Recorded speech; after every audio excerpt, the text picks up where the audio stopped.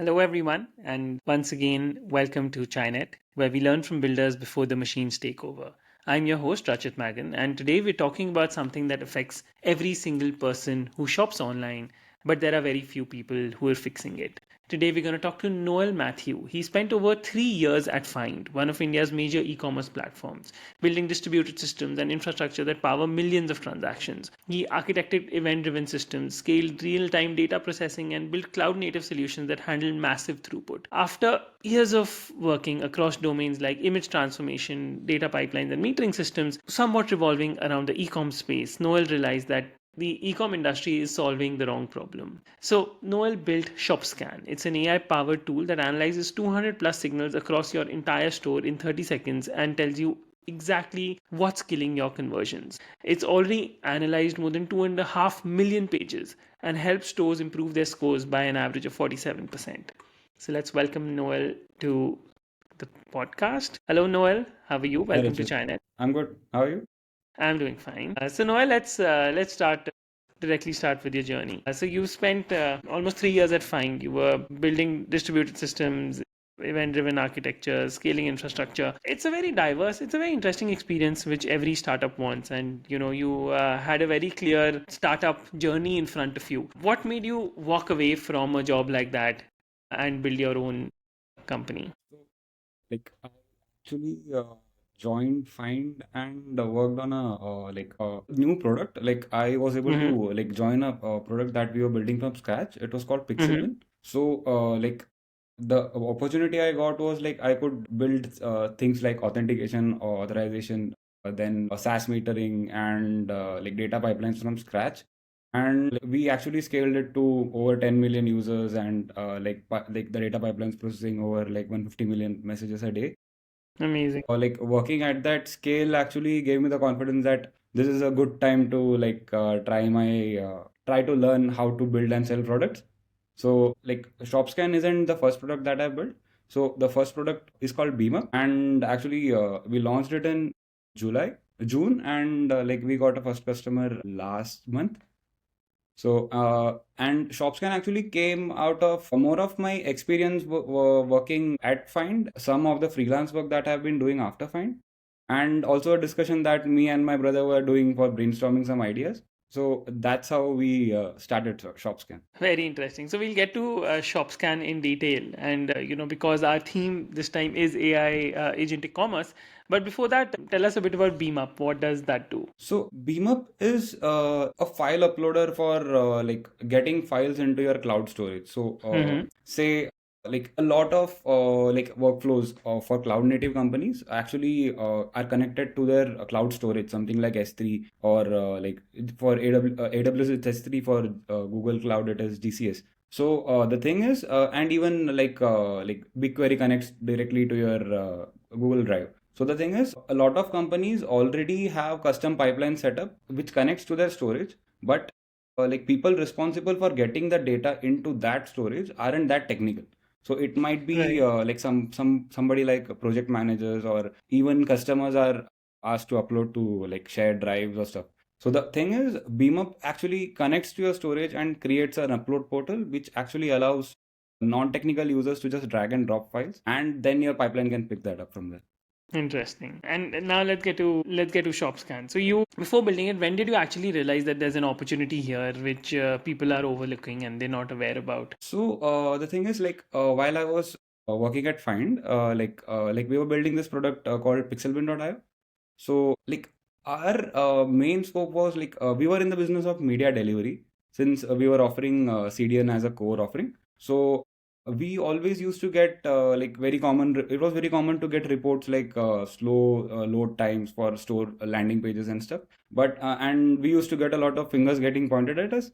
But mainly the issue was something like wrongly sized images or Hmm. unoptimized image formats and stuff. So so the thing is, the knowledge is out there. Everybody, even Shopify gives you a checklist of what you should do and you shouldn't do. But is my store doing well?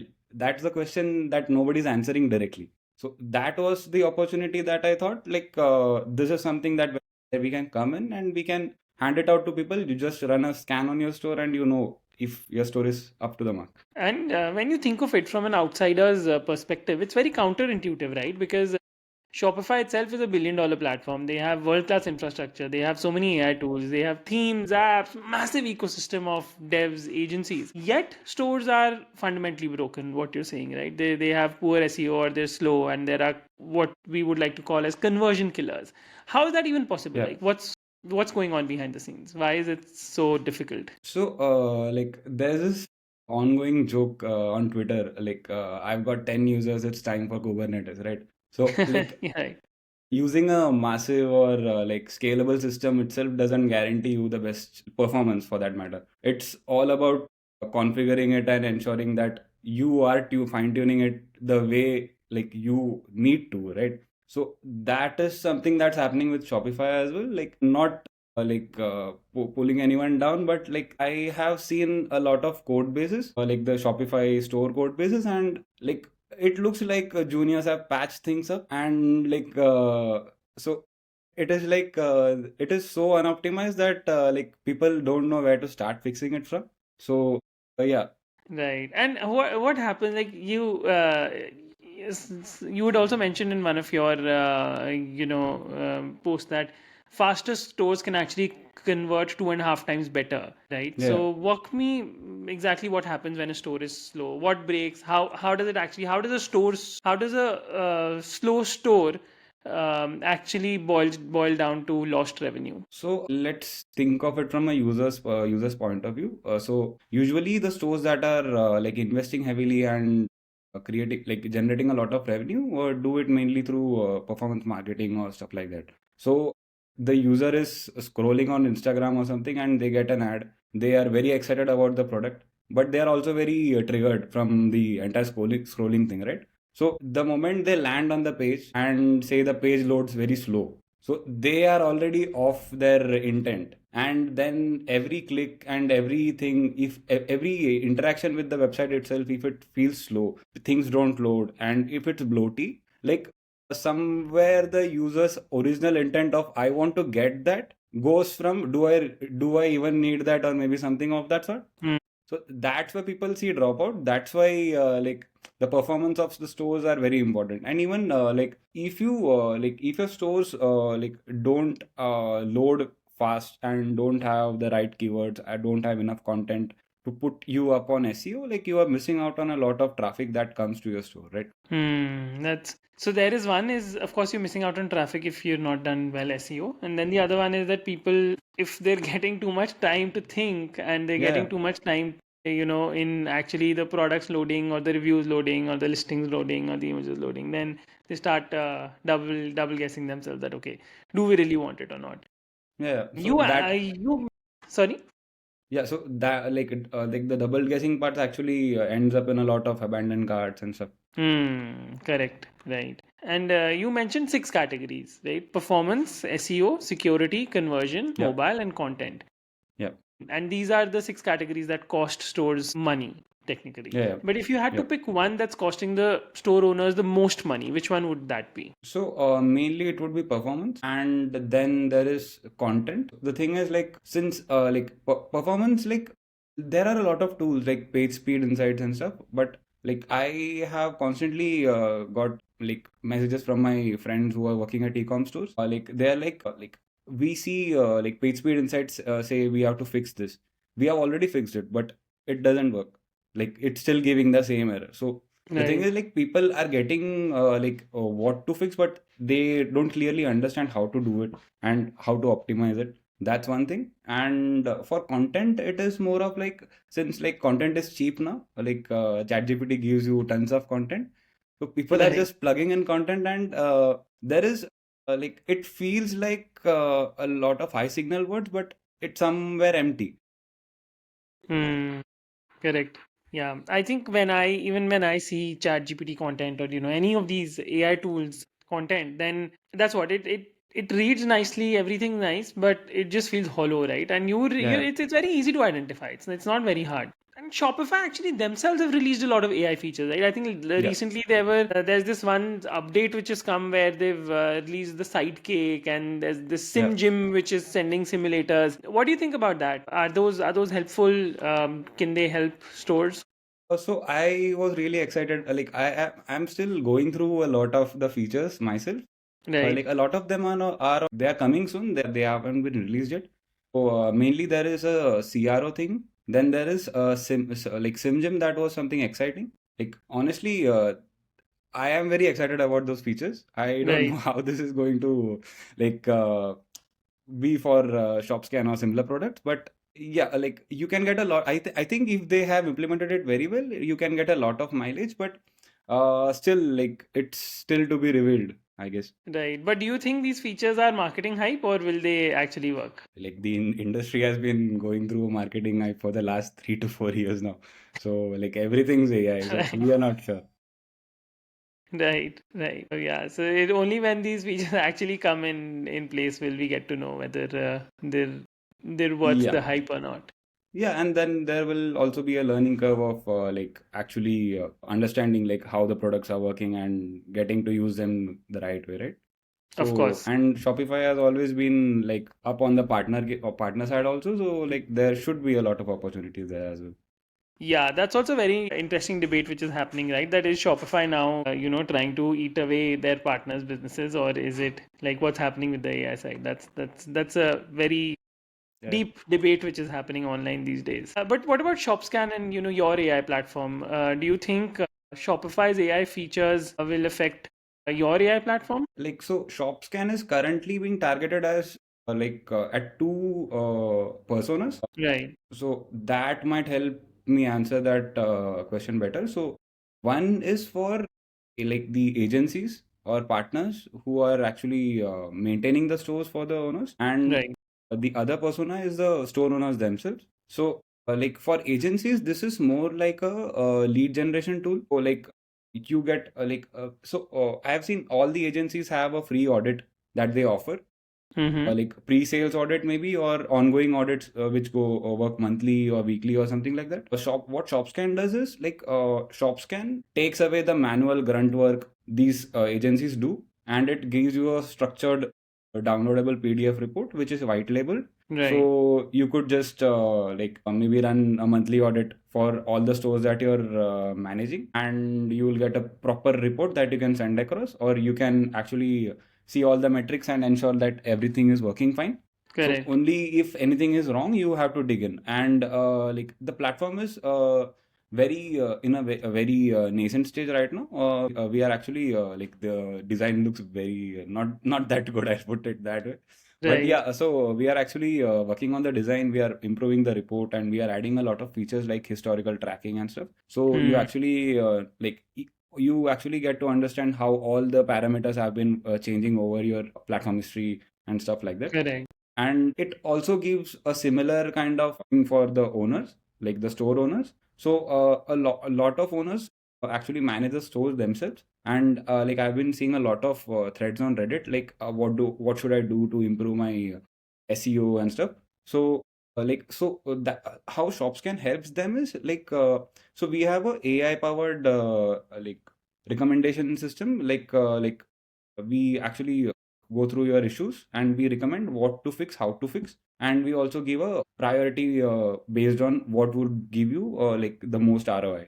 So that gives the owners like some grounds to talk to the vendors they will be talking to get Correct. the things done. But these are the things which need to be done. So it Yeah. it reminds me somewhere of a few years back when Neil Patel, the SEO expert, he released this tool called Uber Suggest. So it Okay. was they were doing a similar thing only for SEO, right? Where Okay. they would say that okay, these are the things which you have to fix, and this is how you fix it. And now go ahead Okay. and send this report to someone who knows how to do it. Okay. You've actually helped more than 500 stores improve their performance, right? So walk me through a specific example. Like for a store, what was broken? What did you recommend? And then how did they fix it? And then what actually changed? Okay, so like I was working for the store, and what happened was like they had like inconsistent theming like across like their some pages were of a different theme. Their main pages were from a different theme. So that actually breaks your branding, right? Then there was this thing like they everybody knew like their like shop all page like there was a collection they had like for they put everything into it, so it was called shop all, and that page actually was serving 250 products right from the get-go. So they actually thought since like there was no pagination button visible in the bottom how much even they scroll, they actually thought they had infinite scroll, but actually there was no lazy loading involved. And and they were constantly complaining like our page speeds are like doing bad, but they don't know Hmm. why or how to fix it. Hmm. So the problem is like a tool like Shopscan would actually go through all your pages.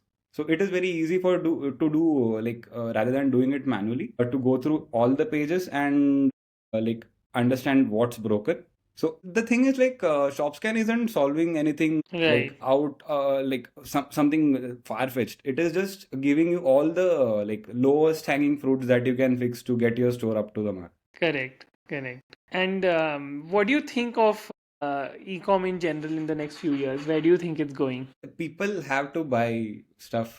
Like we are stuck in this consumerism thing, right? So e-commerce not going anywhere. It's only going up. Right. And but do you think when AI comes and there's things gonna change? Like if suppose tomorrow AI starts buying things for us and there are no humans, then are we even left with stores to to optimize?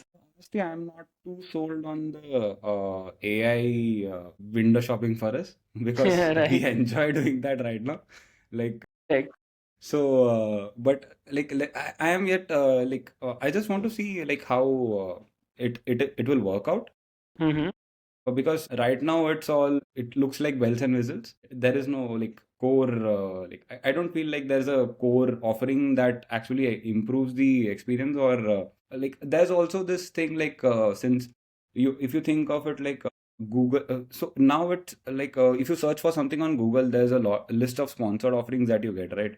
Right. So the thing is like do like so if you are actually looking for something relevant you have to scroll past that, so Mm. that's going to come into AI as well. So Of like course. the agentic stores as well. So like will that be putting people off or like how will that work out? There are those That things that need to be answered yet. So I'm not quite sure right. about that. That's only gonna come when people actually start experiencing it, right? And then Yeah, yeah. this is not And something which can be predicted unless and until it happens. yes. And even if you think of it, like a lot of stores, like people want to buy clothes, for example, but like I constantly keep hearing from this from my wife, like the collections are something she saw 3 years ago. So Right. so like so the problem isn't that AI will make it better, right? You have to have a better collection to sell it to people. People want something new. So Yes, that of isn't course. solvable by AI unless you are doing it in the back end, right? Right, The right, correct. storefront won't help there. Yeah, yeah. Storefront can only do as much, right? Yeah, Ultimately, yeah, ultimately there needs to be a person who's thinking what to make and then what appeals to the people and what gets sold. yeah. But So I think very interesting, Noel. Excuse me. So you've taken the plunge into entrepreneurship. I think it's been 1 year, if I'm not wrong, since the time you've left yeah, your job. it's been 10 months now. I'm counting. Almost a year. How does it feel? Like, how does it feel? And would you recommend this life to others? I'm still getting used to the idea of salary not hitting your bank every 30th. Right, of course. But and this is not for me to recommend somebody. It is more Mhm. like a calling, and Right, I'm still in two minds of like which way to go. But right. suddenly things are looking like better for me. So I Hmm. think I will be sticking to this a bit more. I'm still too early to make a comment here, but yeah. So Did you prepare for salary not hitting your bank, and do you have like a runway in your mind? How does look? Let's say if there's someone who's 4, 5 years into their job, like you were before you left. Like, what should they? Do you have a checklist in your head that okay, if these things match, then you can take the plunge? so like built a runway of almost 2 to 3 years. So that is like, I would say, the more the runway you have, the better like the sanity you will keep like Right. going through it. And one thing I did wrong was like I didn't research for what product to build, or like how Mm. I would be navigating throughout the journey before I took the plunge. So that would actually help, because like I like actually started working on things maybe a month or two later. So that is something that would help people if they have a plan beforehand. But yeah, so but not a lot of plans work out, so that's it. Right, right. And Yeah. one more thing would be learn to sell. That's the most difficult thing figuring out right now, because like building stuff is like not just because of AI. Like building stuff is something that comes very naturally to us engineers, but like Mm. selling is like talking to people. That's one of the biggest challenges, honestly. But now Absolutely. I'm going through threads and trying to just No, I talk. completely agree with you. And especially for people coming from an engineering background, right? Like talking and these things are not, they're not taught in school, they're not taught in uni. They're basically inherent, which unfortunately a lot of people coming from the dev background lack, right? And it needs to Yeah. be, you need to build it, you need to learn it, and only then you get natural with it. Absolutely. So Thank you so that's much, Noel. For all our listeners, that was Noel Mathew. He's the founder of Sky Labs, and he's built two products, BeamUp and Shopscan. And he's teaching us that a lot of problems are often not being measured correctly. And if you actually end up measuring them well, then you can start solving them. Thank you for learning with us today. Until next time, keep building, keep measuring, and keep learning from the people who are building tomorrow's agentic future. Thanks, Noel. thanks, Thank Rajat. you so much for coming to the podcast, and wishing you a lovely day ahead and all the best for both your products. Thanks, Rajat. Wish you the same.